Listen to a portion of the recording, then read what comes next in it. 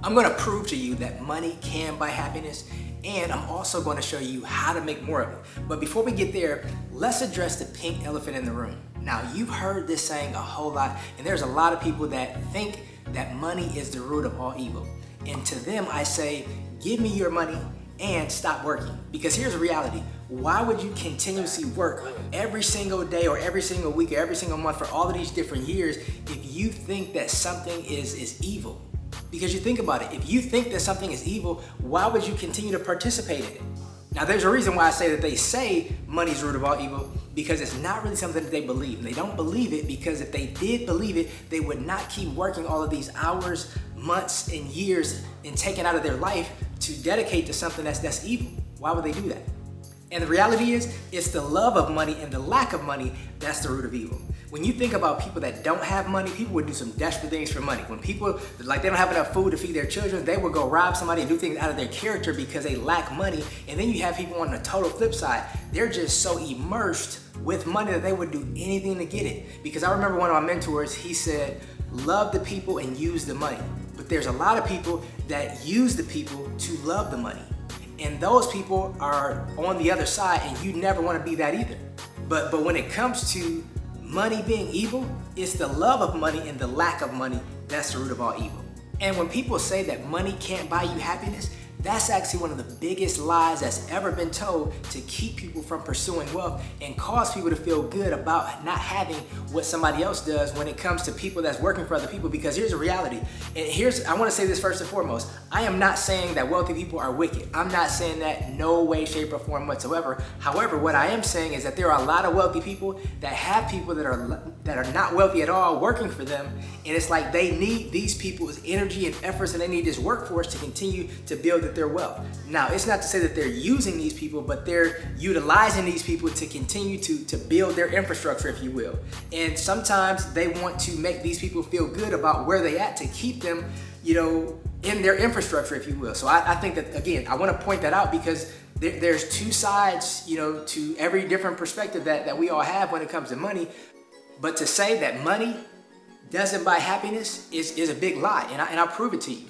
So years and years ago, when my family and we first moved to San Antonio, Texas, we had a lot of suitcases because we moved from a different state. And so we took all of our suitcases and we just filled them up. We bought a whole lot of food, and we didn't really know where we were going, but we drove all around San Antonio and we fed just different homeless people. Now, some homeless people, they were just kind of like out of it, so they didn't even recognize it. There very few people were rude, but there were people that were just overjoyed. And I would never forget, it was a lady where she was so happy, it's like she couldn't even speak to say thank you, and tears were just rolling out her face. And she asked me, like, can I give you a hug? And it's like, for me, I felt so fulfilled because I was able to do something for this lady who was a total stranger, and for her to have that much emotion, it caused me to feel like, wow, this is a phenomenal feeling for me. Because here's the reality. Although a lot of these people in San Antonio, they were getting food and happy, and they don't have to worry about where their next meal or their third meal is coming from because we try to stack them up, However, in addition to their happiness, guess who else was even happier than them? Me and my family.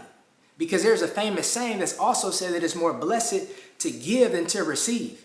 And it's like, had I not had money to even buy that food, I would have never had that experience, and they would have never had that experience. And there's been people on the other side where I was in need and people helped me, and it's like I was just so overjoyed that this person helped me, and I was so filled with gratitude that I felt compelled to do something back to them. Now, what it took for me to do back to them, it didn't necessarily require money. However, I utilized money to do it because sometimes we want to give things to people that give to us in a way where we know for certain that they got value from it. And you cannot do that without money to a certain extent.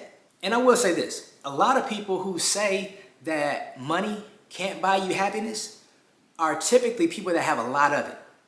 And when you have a lot of money, sometimes you fail to remember your previous experiences. Sometimes you fail to understand that like after your basic needs are met, yeah, there might be something that's called diminishing returns where it might not really mean that, or it's like sometimes people get into the habit of not enjoying what they have because the pursuit of wanting more. Now, I'm not saying to not be ambitious. However, I think that there are some people that once they get this certain level of wealth, if you will, and it's not everybody, but sometimes people get this certain level of wealth, it now becomes this distortion of power. So it's no longer about money, but it's about power. And once you get there, there's nothing that can give you happiness, because you can dominate the entire globe and the world and you're still not going to be happy, even though that's what some people pursue. And so I do want to be clear in saying that a lot of times when people say that money can't make you happy, it's people that have a lot of it. Because, I was talking to a family member of mine, and we were both agreeing, people that say money can't make you happy, they don't know how to spend it right. And I really believe that with 100% of my being, because so often people that have just a ton of money and they say money can't buy you happiness, it's because a lot of times they're not utilizing it to help other people's lives feel better. Now, am I saying that rich people, they have to do something for the less fortunate? I'm not saying that at all, because they don't necessarily owe them anything. But it's like sometimes we don't realize that it is more blessed to give than to receive, because when you think about money, we only make money to use money. And if we didn't use money, then what would we even want to work for money for? And sometimes we don't realize that the only reason why we want money is to buy something to feel a certain way. That's it. And we don't realize that we can get certain feelings without buying and without the money. However, when it comes to using money, a lot of people that are super wealthy just don't know how to use their money righteous. Because when you use your money in a righteous way, it's going to cause you to feel fulfillment, and allow you to have finances and freedom at the highest level, because you're getting a return on this money that's way more than just a return from a financial perspective. And it's like, that's when it becomes spiritual. That's when it becomes mental and psychological. That's when it becomes something much deeper than just the exchange of a transaction. And it's like, when you really get to that level, you see how fulfilling it is to give it away in a specific way. Because there are times where people just give money, and it's really irresponsible, because some people that you give to, you're actually handicapping them and you're hindering them from reaching a level of, number one, responsibility, but also a level of confidence in their own skill set for them to go out and make it happen on their own. Now, again, I know there are situations where people, they need something to start with. I get that. However, I think that there are so many people that are skilled, they're talented, they have all of these abilities, but sometimes they've never been introduced to their abilities and their skill sets because they've been rescued too soon. As I mentioned before, there is a level of wealth that we all can get to. You, me, whoever else who already has it, or people that are already pursuing it. There is a level of wealth that you can get to where it does have diminishing returns. There is something that's called the hedonic treadmill. And what that is essentially, when you get a mansion, you get this, phenomenal car. There's a level of newness that you have when you acquire it that wears off over time, and it now becomes your new normal. And when something becomes your new normal, no longer does it impress you. And you think about a time where maybe you bought a brand new car. Maybe it wasn't brand new off the showroom floor, but it was new to you. You might have been excited about that car, you washed it and you wanted to show it off, and it was just phenomenal for about, maybe 1 to 2 months. And then after that, it just became something that you drove because it's no longer new. The newness wore off. Now it's just a part of your regular routine. It's a part of your normal life. And now you're more focused on paying that car note than you are showing off the car. And that's how it is when it comes to people that have wealth at a high level, who also thinks on the level of money can't buy you happiness. And there is a certain level of happiness, depending on where you are financially, where money can 100% buy you happiness. Because the thing that I think about is all of the things that people are not able to do for their children that they want to do, and that would bring them joy as well as their children, because they lack money. And you think about all of the things that people can do for their children that requires money, that they get fulfillment from, and their children get fulfillment from as well. And it's like, that would not be possible without money, and it makes the parent probably just as happy as the kid. Because here's the reality: a lot of times parents at different ages, whether it's preschool or whether it's college or high school, it really doesn't matter. A lot of times parents might buy something or invest in something that appears to be for their children, but really is for them. they get fulfillment from it. They get to brag about it. They get to stick their chest and say like, that's my son or that's my daughter, or look at them. And that would not be possible without money. Now, is there some downside to that? Absolutely. However, we're just talking about happiness, because there are, unfortunately, some people that are happy at the expense of somebody else's unhappiness or somebody else's downfall or somebody else's struggle. And those people experience temporary happiness, but it's still happiness at the end of the day. Regardless of what perspective you want to come from, the reality is money impacts almost every single area of our life on some level. You know, you think about people that want to buy certain food, but they can't. They want to get the healthier option, but they can't. They want to give their children the better option, but they don't because they can't afford it. You know, compared to people that have enough money where they don't have to look at the price. They don't even look at the total bill. They just pull out the money or they pull out the card and they pay for it. And believe it or not, there are some people who they die as a result of just not having enough money. You think about people, especially in this country, in the United States, where medical expenses are continuously rising and increasing. So it's like people even have insurance, but they can't afford their medication because of the copay. So it's like instead of taking the medication how it's supposed to be taken, they have to meter it out because this is all that they can afford.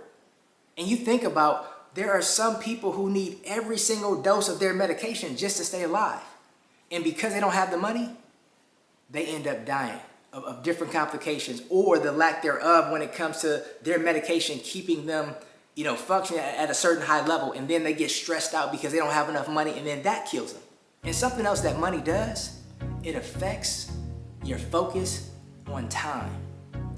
I remember years ago when I used to work at a job, and I remember myself and just so many other people that I knew, and even after I became an entrepreneur and I was around other people that still worked for someone else, I realized how much time is actually focused on going back to work on Monday and is wasted over the weekend. And I used to do this too, so this is not just about somebody else, but this is about me. I remember thinking about going back to work on Monday when I got off work on Friday. So guess what I did on Saturday?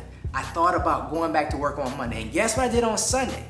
I thought about going back to work on Monday. That was Sunday morning, Sunday midday, and Sunday night. So people that don't have enough money, they tend to focus on money the most, because you think about when you have a ton of food, you're not thinking about not having enough food because you already got enough. The same way when it comes to money. When people don't have enough money, they focus on money a lot, because I can tell you, when I did not have money and I was broke and struggling, I thought about money all the time. Matter of fact, I could not think of a time where money did not occupy my mind, because I was so immersed in this next thing that requires and demands me to pay for it. And one of the other things that I learned years ago, and I see it all around me even today, is that money impacts your ability to say no. There are people that trade in their integrity every single day and they don't say no, even though they know that they should and they're supposed to and it's in their best interest to, because they don't have enough money. People that are working at jobs, or people that need money from this person to pay a bill or something like that, and it's like they want to say no, but they can't because they need that money. Or I think about even people that I know personally that's living with somebody else, and they know they should not be around this person, period, but they can't afford to live anywhere else. So they're living with somebody else, and they're exchanging their values. It's eating away their integrity, and it's eating away their entire being because they live with somebody else because they can't afford anything on their own. And it's like when people have more money, it gives you the ability to say no. And here's what's phenomenal. If you research the average billionaire, and most of them, we don't even hear their names, but if you research the average millionaire or billionaire, they would tell you, or it's documented, that they say no 90% more times than they say yes. Think about that. They say no 90% more times than they say yes. So what does that communicate? That communicates that there's a lot of people that want to say no, but they can't afford not to. They can't afford to say no.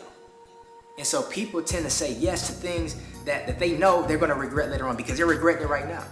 And so I think it's very important that whatever situation that you're in, it's very important to focus on making as much money as you can, as fast as you can, so you never have to put your integrity at risk or for sale. And here's what I'm saying. I'm not saying that if you're like this multi-trillionaire, just go and get more money. I'm not saying it at all. I'm saying that you're in a situation where there's times where you think about more money more than you should in a healthy way or unhealthy way, if you will. And you know that there's times where, like, man, if you have more money, you'll be able to do more good for yourself and the people you love. That means that you're in that situation. And I'm telling you, I've been in that situation multiple times. And so I'm just saying that it's very important for us to make as much money as we can as fast as we can. Because I know when people hear somebody say, make as much money as you can, as fast as you can, it triggers people. And sometimes it triggers people because most people have a poverty mentality. And here's the reality, full transparency, that used to be me for years and decades in my life. And it wasn't until I started to shift and transform my thinking that I started to really feel like I deserve more. Because sometimes people don't have more because they don't feel like they deserve more. Because here's a painful truth that one of my mentors told me years and years ago. He said, where you are right now is where your beliefs have put you. He said, you are where you are because you believe that this is where you're supposed to be. Because if you didn't feel like and you didn't believe you were supposed to be here, you would be somewhere else. He said, think about the last 2 relationships you had. Were they the ones? And obviously they weren't the ones because I wasn't still with them. And he said, you think about how you see them now. And you were with them because you felt like that's who you were supposed to be with. That's the best you could do at that time. And guess what? That was a reflection of you and your beliefs. It had nothing to do with them. But now you see them differently. But how you see them, that's exactly who you were. And when it comes to money and finances, we don't realize that we are where we are because of our beliefs. Because we believe that we were born in a certain neighborhood, because we believe that these people have money over here, that they're putting their foot on our neck and keeping us from getting it, or because we feel like, we were born, to a certain demographic. Whatever we want to see, there's evidence all around us. Because the reality is everything that we believe is true to us, even if it's not true in reality outside of us. But ultimately, I'm sure that there's areas in your life where you can look and see and prove to yourself that a little bit more money made you happy, or a lot more money made you happy, or somebody bought something for you with money that made you happy, or somebody gave you an experience that you otherwise never would have had with money that made you happy, or guess what, on the other side, you provided to somebody else and that made you happy. But either way, we can find evidence of things that made us happy because of money and because of what we did with the money. Now, you might 100% disagree with every single thing I said, and that's fine. But what I want to ask you is let me know what you think in the comments. Has there ever been a time, or does money make you happy on some kind of level? Why or why not? But either way, I want to hear what you have to say because I think we can all learn from each other. And there might be a perspective that maybe you give that I didn't consider, and other people might give that maybe you didn't consider, I didn't consider. But either way, I look forward to seeing you in the next video, and I look forward to reading your comments below.